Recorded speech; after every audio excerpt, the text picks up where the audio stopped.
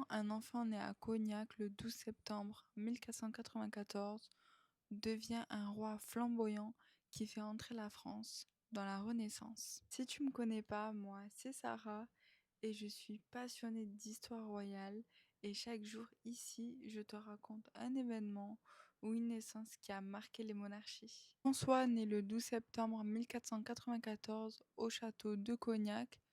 Il est le fils du roi Charles d'Orléans et de Louise de Savoie.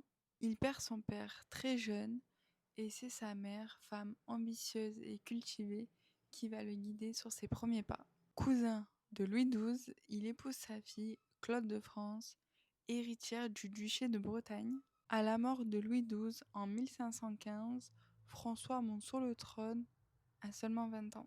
Au début de son règne, il veut briller par les armes. En 1515, il gagne la fameuse bataille de Marignan, 2 jours d'affrontements sanglants qui leur valent la gloire de roi chevalier.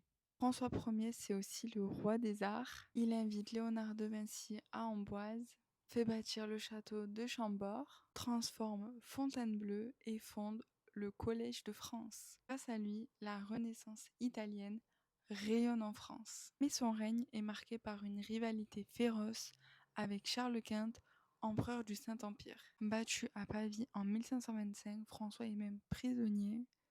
Il écrira alors: De toute chose ne m'est demeuré que l'honneur et la vie. Marié à Claude de France, il a eu 6 enfants, dont Henri II, futur roi de France.